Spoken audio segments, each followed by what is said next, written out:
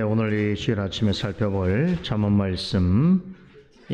21장 9절로 14절 말씀까지 한 몫을 읽겠습니다. 잠언 21장 9절에서 14절까지입니다. 다투는 여인과 함께 큰 집에서 사는 것보다 움막에서 혼자 사는 것이 나으니라. 악인의 마음은 남의 재앙을 원하나니 그 이웃도 그 앞에서 은혜를 입지 못하느니라. 거만한 자가 벌을 받으면 어리석은 자는 경성하겠고 지혜로운 자가 교훈을 받으면 지식이 더하리라. 의로우신 자는 악인의 집을 감찰하시고 악인을 환난에 던지시니라. 길을 막아 가난한 자의 부르짖음을 소리를 듣지 아니하면 자기의 부르짖을 때에도 들을 자가 없으리라.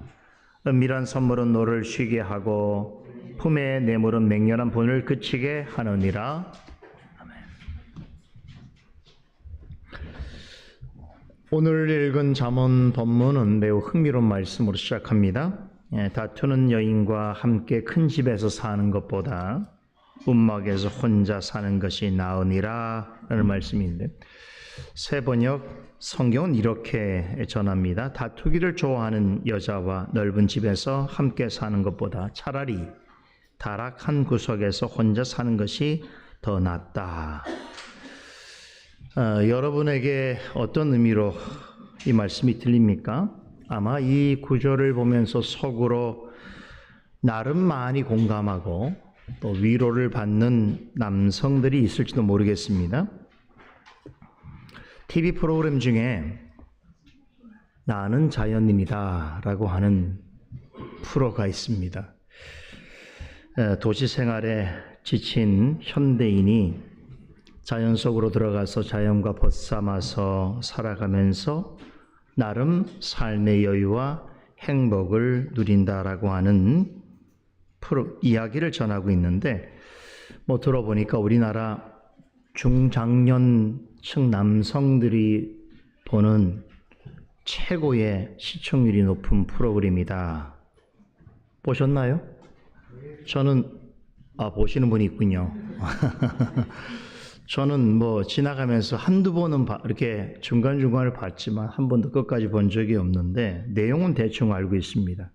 여기 나오는 대부분의 남성들은 가족과 떨어져서 홀로 산속이나 외지에서 생활하는데, 아마 그 중에는 아내나 또 다른 가족과의 다툼, 불화 때문에 너무 힘들어서 그것을 피해서 쇠속으로 들어와서 혼자 살아가는 사람도 있을 터인데, 아마도 그런 사람이라고 한다면 오늘 잠언 본문 말씀이 아주 새롭고 또 나름 남다른 느낌으로 다가올 수 있을 것입니다. 꼭 자연인은 아니라고 하더라도 가정생활이 그리 행복하지 않는 남성이라고 한다면 다투는 여인과 함께 큰 집에서 사는 것보다 움막에서 홀로 사는 것이 나으니라라고 하는 이 말씀이 아마 자신의 심정을 대변해 주는 이야기라고 공감할 수도 있겠습니다. 또 이 구절을 보면서 그렇지, 옛날에도 솔로몬이 살던 시대에도 아내와 다투는 사람이 있어서 그렇게 아내와 늘 투닥투닥 거리느니 차라리 혼자 사는 것이 더 낫다라고 한 이러한 인간의 삶은 변화가 없구나. 내가 그래서 결혼을 안 하려고 하는 거지. 해봐야 또 이런 일이 있을 텐데 라고 하면서 나름 자신의 미혼 생활을 정당화하는, 결혼하지 않아야 할 이유처럼 생각하는 미혼 남성도 있을 수 있겠습니다. 자, 그런데 이런 남성들의 생각을 여성들이 다 이해할까요? 그렇지 않을 것입니다. 왜 그렇습니까? 어디 다투는 원인이 여자에게만 있겠는가? 아내라고 해서 혼자 있고 싶을 때는 없는가? 아마 여자 편에서도 할 말이 많을 것입니다. 그렇지요? 그런데 중요한 것은 오늘 본문은 지금 이런 이야기를 하는 말씀이 아니라는 거예요. 지금부터 잘 들으셔야 됩니다.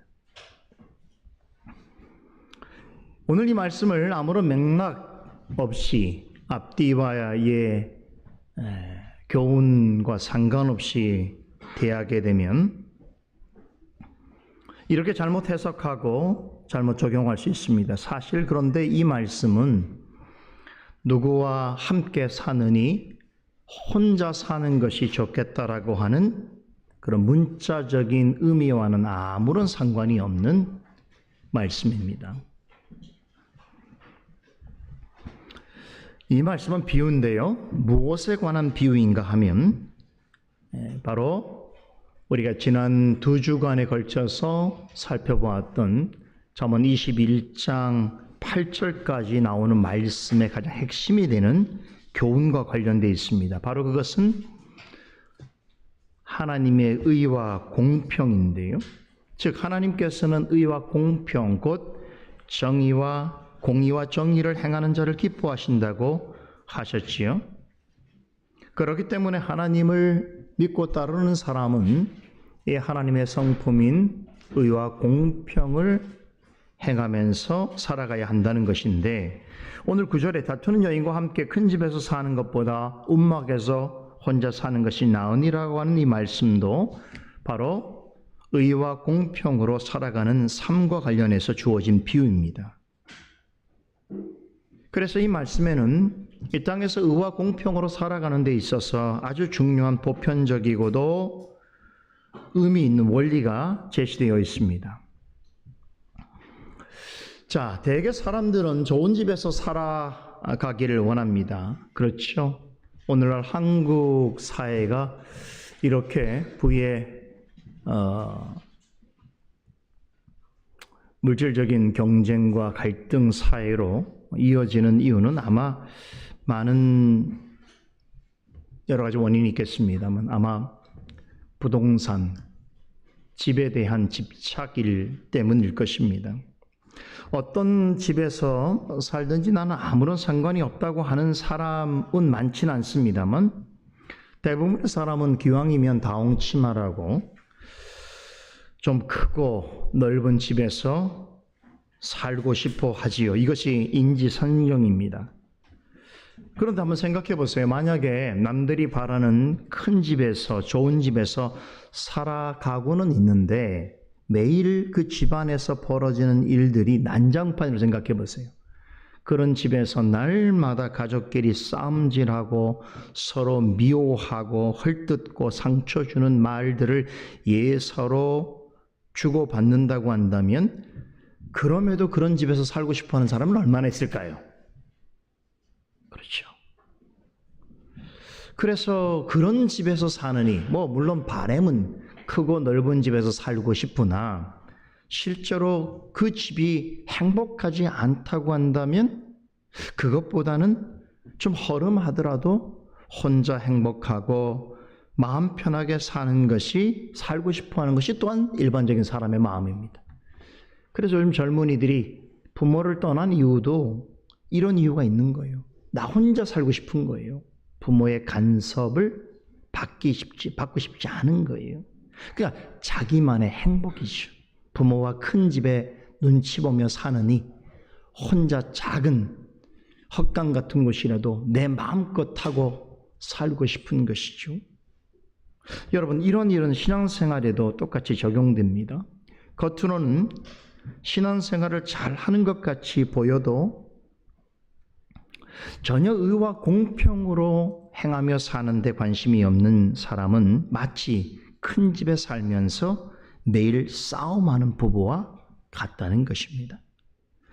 그럴 바에야 혼자 사는 것이 더 낫다라고 하는 내용은 신앙생활을 하는데 겉으로 보이는 행위와 의식이 중요하지 않은 것은 아니나 그보다 더 중요한 것이 있는데 그것은 의와 공평으로 행함으로 하나님을 기쁘시게 하는 것이라는 점입니다. 좀 더 실제적인 예를 한번 들어보죠. 어떤 경우에 있어서는 예배를 잘 드릴 수 없는 형편이라는 게 있을 수 있습니다. 우리가 지난번 코로나 사태처럼 전혀 예상치 못한 자연적인 재난을 만나게 될 때에 그런 경우에 예배당에 쉽게 나올 수 없지요. 또 국가나 사회에서 어떤 공적으로 또 공권력을 동원해서 핍박을 한다든가 그러면 마음대로 예배를 드릴 수 없게 되겠지요. 또 개인적인 사정이나 가정의 어떤 일 때문에 예배에 참석하기 어려울 수도 있습니다. 그렇죠? 하지만 이러저러한 일 때문에 예배와 같은 이런 종교적 의식을 행하는데 어려움이 있게 된다고 하더라도 하나님 편에서 더 중요하게 여기시는 것이 뭐냐면 하나님 앞에서 의와 공평으로 살아가고 있는가 하는 것입니다. 무슨 일이든지 하나님의 성품인 의와 공평으로 행해야 한다는 의식이 없다고 한다면 어떤 사람이 아무리 제사를 잘 드리고 예배를 참석을 잘 하려고 하더라도 하나님 편에서는 그리 기뻐 보이는 일이 아니라는 것이지요. 의와 공평으로 행한다는 것은 하나님을 경외하고 항상 감사하고 즐거워하는 마음으로 행하는 것을 뜻하는 것입니다. 이러한 마음과 태도가 전혀 없이 그저 종교적인 의식으로서의 예배에 참여하고 남이 보니까 신앙생활을 그저 그럭저럭 유지하는 것이라고 한다면 이러한 태도는 마치 큰 집에 살기를 원하면서 매일같이 그 식구들과 다투는 일과 다를 바가 없다는 것입니다. 가정의 진정한 행복은 사는 집의 크기나 규모에 있지 않지요. 남들이 부러워하는 큰 집에 살지만 하루하루가 지옥 같은 나날을 보내는 사람이 있는가 하면 반면에 남들 보기에 작고 허름한 집에 살아도 매일같이 행복하고 즐거운 삶을 사는 사람이 있습니다. 가정을 세울 때 가장 우선시해야 할 가장 중요한 가치는 바로 가족 간의 화목입니다. 화목한 가정은 하나님이 가꾸시는 아름다운 정원과 같습니다. 그런 과정은 복된 교회를 이루는 초석입니다. 우리의 신앙생활도 마찬가지입니다. 남의 시선과 평가 때문에 신앙생활을 겨우겨우 하는 것은 바람직하지가 않습니다. 무슨 일에 있어서든 하나님 앞에서 의와 공평으로 행한다라고 하는 마음으로 행하는 것이 중요한데요. 그래서 신앙생활에 있어서의 여유와 안정감은 누가 보든 말든 하나님 앞에서 자신이 마땅히 해야 될 진실과 정직을 행하는 것이에요. 그죠? 누가 보니까 누구를 의식해서 어쩔 수 없이 하는 것은 큰 집에 살면서 매일 다투기 때문에 그 집에 들어가고 싶지 아니하는 자의 마음과 같은 것입니다.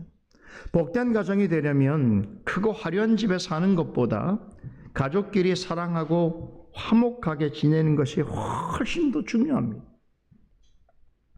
그죠? 우리의 신앙도 외적으로 보이는 모습보다 실제로 하나님 앞에서 살아가는 의식을 가지고 하나님이 요구하는 의와 공평을 행하는 데서 기쁨과 만족을 누리는 것, 그것이 더 중요한 일인 것입니다.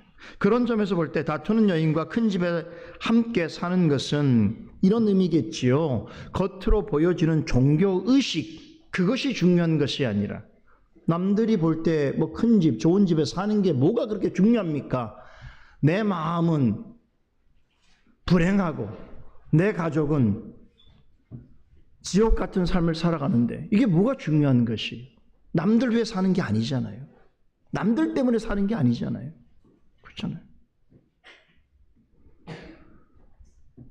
신앙생활도 마찬가지예요. 겉으로 드러나는 종교의식은 여러분 그 마음 가운데 하나님의 의와 공평을 행하고자 하는 마음 없이 행하는 것이면 아무런 의미가 없는 것입니다.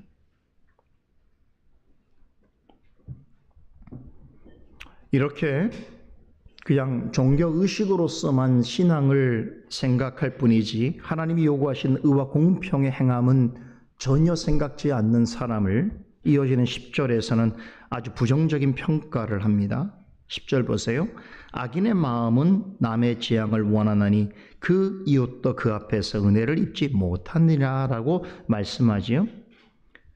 전문 기자는 하나님의 의와 공평과는 상관없이 가시적인 보이는 종교 행위에 익숙한 사람을 오늘 10절에서는 악인이라고 말합니다. 좀 섭섭한 이야기겠죠. 어떤 사람에게는 그래도 나름 하나님 앞에 의와 공평을 행한다라고 하는 생각까지는 아니어도 남편 위해서, 아내 위해서, 또 누군가를 위해서 이 정도로 신앙생활을 해주는 것도 대단한 일인데라고 생각하는 사람 입장에서는 악인이라는 소리 들으면 좀 섭섭하겠죠. 그죠?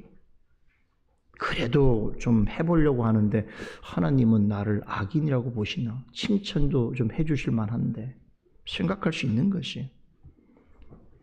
사람은 사람이니까 우린 다 이해하고 또 나도 연약하니까 부족하니까 다 받아주고 할 수 있습니다만 하나님의 절대적 공의 앞에서는 분명하게 그 실체가 드러나는 것이겠지요.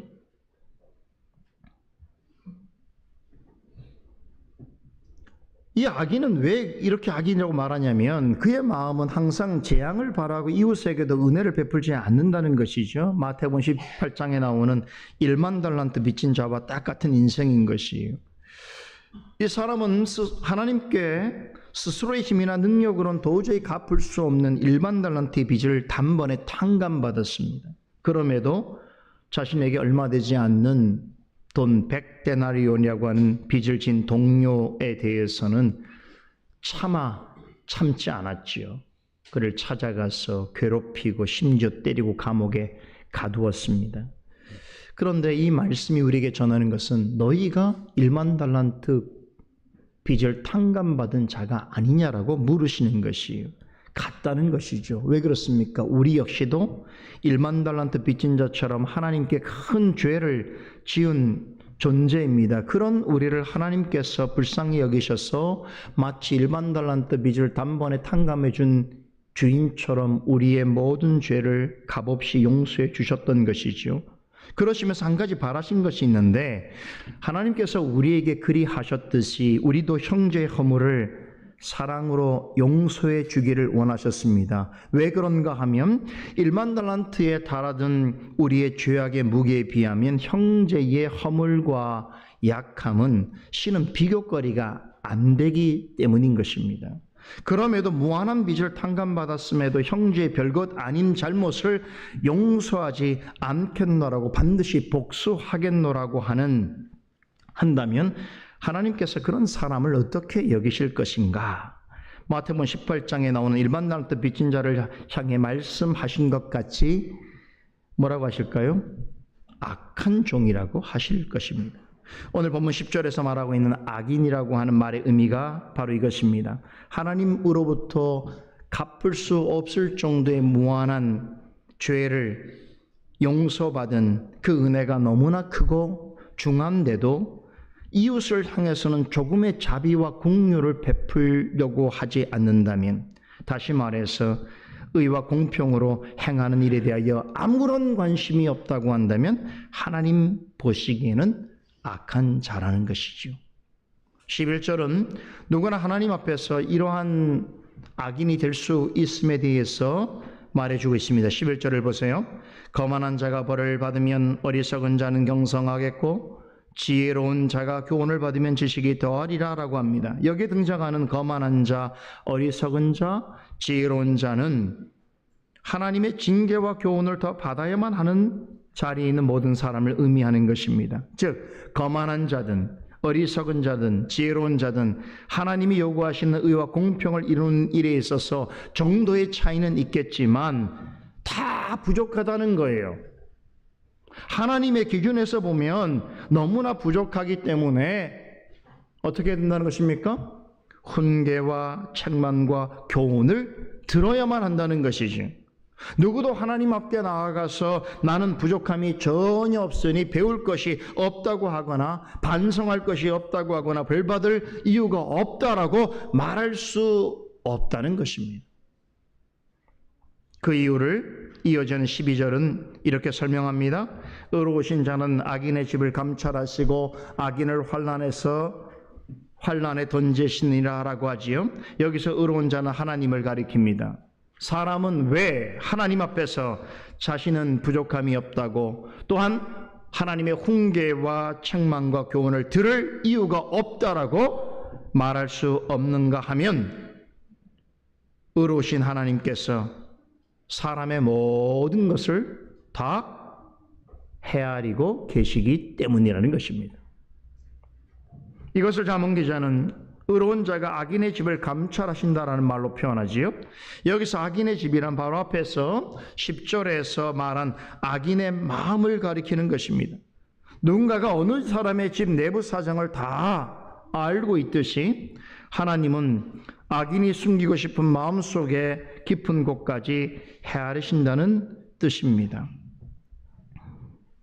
저는 가끔 그런 생각을 합니다. 우리 집에 내가 알고 있는 어떤 사람이 함께 거주하면서 늘 나를 지켜본다면 어떨까 이런 생각도 해보게 되는 것이죠. 그 집을 잘 몰라서 그런데 그 집에 살면 그 집 사람들을 다 보게 되지요. 우리가 그냥 멀쩡하게 이렇게 가끔 만나는 그런 만남과 매일같이 그 사람과 함께 동고동락하면서 그 사람을 보고 듣고 경험하는 것은 다른 것이지요. 그렇죠? 근데 하나님은 어떻게 하신다고 그랬어요? 그 사람의 가정, 그 사람의 내부의 가장 은밀한 것까지 다 아신다는 것입니다. 그러므로 하나님 앞에 어떤 사람도 자신이 잘못이 없고 하나님으로부터 훈계와 책망을 들을 이유가 없다라고 말할 수 없다는 것이죠. 하나님 앞에서 거만하고 어리석은 자라도 크고 화려한 집에서 아주 행복한 모습으로 살아가는 것처럼 남들에게 보일 수 있습니다. 그러나 그 내부 사정을 들여다보면 어떻습니까? 만신창이 같은 가정들이 수두룩해요. 남들 보기에 크고 화려한 집에 살지만 그 집 내부에 들어가서 보게 되면 매일같이 부부가 서로 싸우고 원망하고 오래전부터 각방을 쓰고 남들 앞에서는 화려해 보이는 그런 투로 행동하지만 사실은 쇼인도 부부도 많습니다. 남들 앞에서 이렇게 드러나는 삶을 사는 사람들이 이런 상황 가운데 있을 수가 있는 거예요. 왜냐하면 남들 앞에 이렇게 보여야 그것이 의무고 또 그래야 자신을 유지할 수 있기 때문에. 그런데 돌아가서는 그렇지 않은 사정이 있다는 것이죠.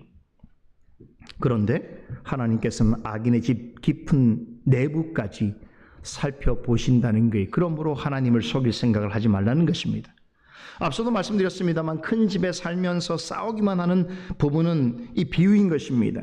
겉으로는 신앙생활을 잘 하는 듯 괜찮은 듯 보이지만 어떻게 합니까? 신앙생활 하는데 하나님을 경외하는 마음이 없어요. 하나님을 두려워하지 않아요. 그러니까 일상생활 속에서 전혀 의와 공평, 즉 하나님 앞에서 공의와 정직을 행하지 않는 가시적인 이중적인 삶을 살더라도 아무렇지가 않는 그런 사람들이 있다는 거예요.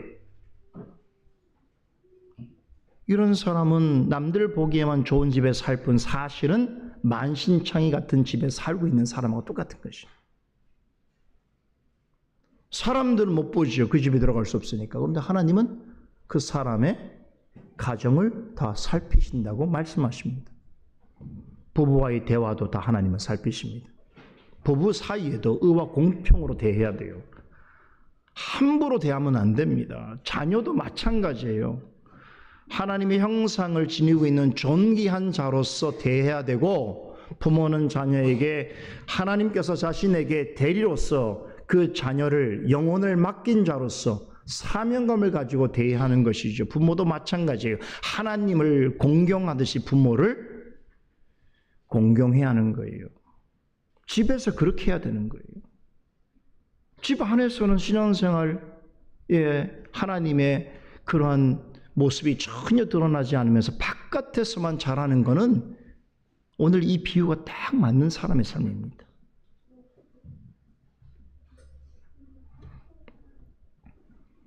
하나님은 사람의 깊은 마음속까지 살피시고 평가하십니다. 거기에 그치지 않으시고 그런 행위로부터 끝까지 돌이키지 아니하면 어떻게 하신다고 합니까? 12절 하반절에 악인을 환란에 던지시겠다라고 말씀하지요. 겉으로 드러나는 모습이 아무리 신앙이 있는 것처럼 보이고 겉으로 남들에게 인정받고 칭찬을 받는다 해도 하나님 앞에서 살아가는 의식을 갖지 못하고 하나님이 요구하신 의와 공평을 행하려 하지 아니하고 그저 보이는 종교 행위로 만족하고 그렇게 해도 나는 부족함이 없다. 심지어는 그런 나를 더 인정해 달라고 그런 태도로 자신의 의와 또 공로를 드러내려고 생각한다면 그것은 하나님을 속이려고 하는 것과 다를 바가 없습니다. 잠언 기자는 13절에서 이런 성량의 사람을 가난한 사람의 부르짖는 소리를 듣지 않는 자로 묘사합니다. 가난한 자의 외침을 외면한다는 것은 다른 사람이 처한 어려운 형편에 대해서 무관심하다는 뜻이겠지요. 다시 말해서 자신이 하나님으로부터 엄청난 죄를 다 탕감받은 용서받은 죄인이라는 것을 생각지 않는다는 의미이기도 합니다. 그렇기 때문에 다른 사람에게 이웃에게 긍휼을 베풀 마음을 전혀 갖지 않는 것이죠. 이렇게 도움을 절실히 구하는 사람이 간절하게 부르짖는 소리는 무시하고 거부하면서 오히려 하나님께로 나아가서는 뭘 얘기합니까? 만사형통의 복을 구하고 모든 일에 있어서 자신에게 잘 대해달라고 하나님께 애원하지요. 그러다가 조금만 어려운 일이 생기면 똑같은 레파토리로 하나님 앞에 불평을 합니다. 하나님 왜 가만히 계시는 것입니까? 왜 하나님 살아계시다면 지금 당장 나를 도우지 아니하시는 것입니까? 늘 이와 같은 이야기를 하고 있는 거예요. 그렇죠? 자신의 신앙을 돌아볼 생각은 하지 않고 그 모든 자신의 잘못된 신앙과 잘못된 습관으로 만들어진 잘못된 결과에 대한 책임을 왜 하나님께 돌립니까? 왜 교회와 왜 목사에게 돌리려고 합니까? 자신의 잘못인데. 그렇죠. 이에 대해서 잠언 기자는 14절 하반절에서 자기의 부르짖을 때에도 들을 리가 없으리라고 말합니다. 의로우신 하나님은 그러한 자의 기도를 듣지 아니하신다는 말이지요. 이러한 자의 기도는 하나님 보시기에는 의와 공평이 관심이 없는 종교적인 위선자의 모습일 뿐이기 때문입니다. 마지막 구절인 14절은 이런 자들이 보이는 종교적 행위가 어떤 의미가 있는지를 한 번 더 밝히고 있습니다. 은밀한 선물은 노를 쉬게 하고 품의 뇌물은 맹렬한 분을 그치게 하느니라. 세번역 성경은 이렇게 전합니다. 은밀하게 주는 선물은 화를 가라앉히고 품속에 넣어주는 뇌물은 격한 분노를 가라앉힌다. 이렇게 번역을 하니까요. 이게 이제 우리나라 성경의 번역인데 그러다 보니까 많은 분들이 이 구조를 보게 되면 야 이거 뭐야?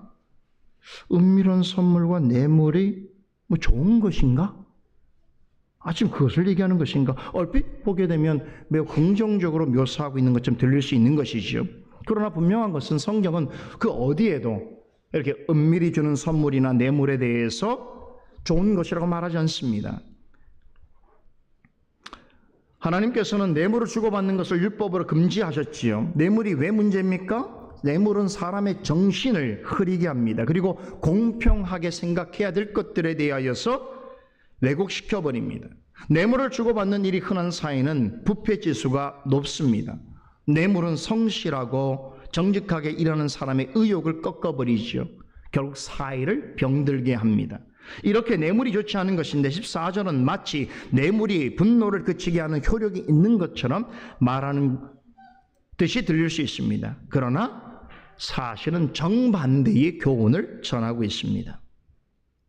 앞에서 살펴본 내용에 비춰보면 14절에서 말하고 있는 은밀한 선물과 뇌물은 의와 공평을 행하는 일에는 마음을 두지 않고 그 일을 꺼려하면서 대신에 위선적인 행동으로 하나님을 속이려고 하는 사람에 관한 비유인 것입니다. 하나님이 기뻐하시는 의와 공평은 행하지 않으면서 겉으로는 신앙생활을 하는 척하는 그런 것은 마치 이런 태도 같다는 거예요. 하나님에게 뇌물을 들여서 하나님을 속이려 하는 태도라는 거예요. 하나님의 품에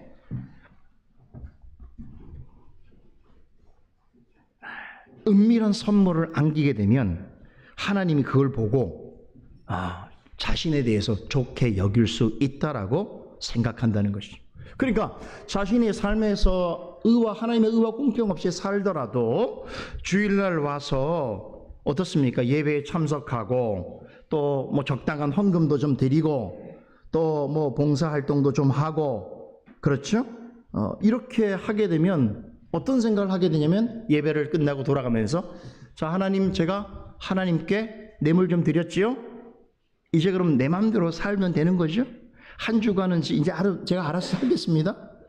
그리고 또 다음 주일 오면 하나님께 은밀한 뇌물을 또 좀 드리고 보상을 받고 자신의 뜻대로 하려고 한다는 거예요. 지금 그 얘기를 하는 거예요.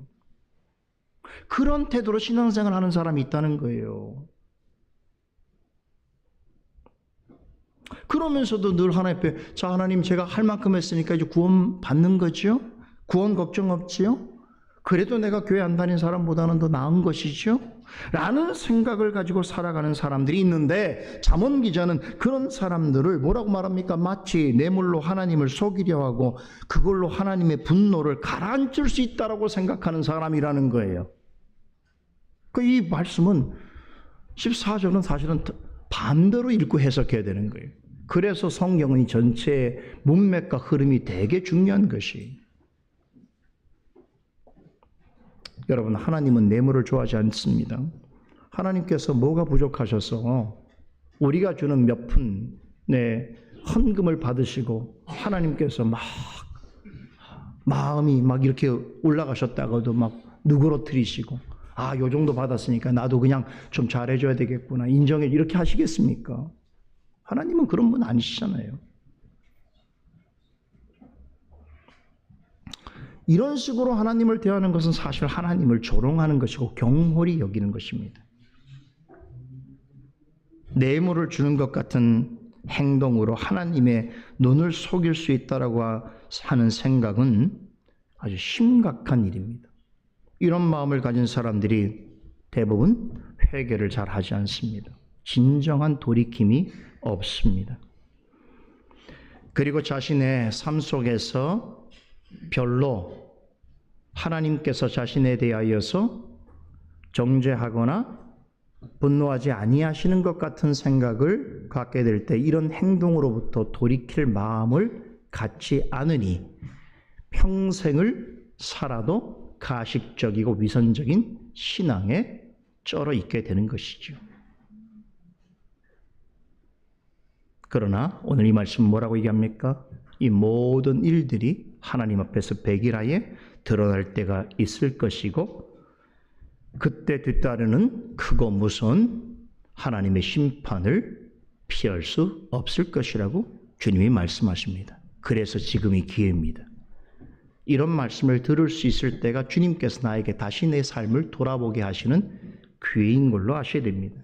이런 일을 생각하여서 그렇게 되지 않도록 분별하고 주의하여 모든 일에 있어서 하나님 앞에서 의와 공평으로 행하려고 애쓰는 사람이 지혜로운 자인 것입니다.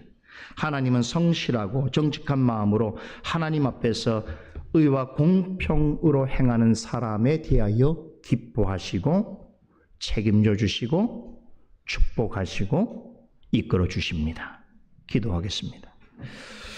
거룩하신 하나님, 참으로 복된 날 주님께서 우리를 불러주셔서 하나님의 말씀 앞에 다시금 우리 자신들을 돌아보게 하여 주시고 또 하나님의 하나님 되심을 깊이 생각하여 우리 인생의 연약함과 부질없음에 대하여 깨달음뿐만 아니라 그럼에도 우리를 사랑하셔서 존귀 여기시는 하나님 앞에 감사함으로 찬송과 영광을 돌리며 나아갈 수 있는 날이 되게 하여 주심을 감사드리옵나이다. 오늘도 말씀을 마음에 품고 나아가는 성도들을 기억하여 주시고 하늘의 신령한 것들로 채워주시옵소서.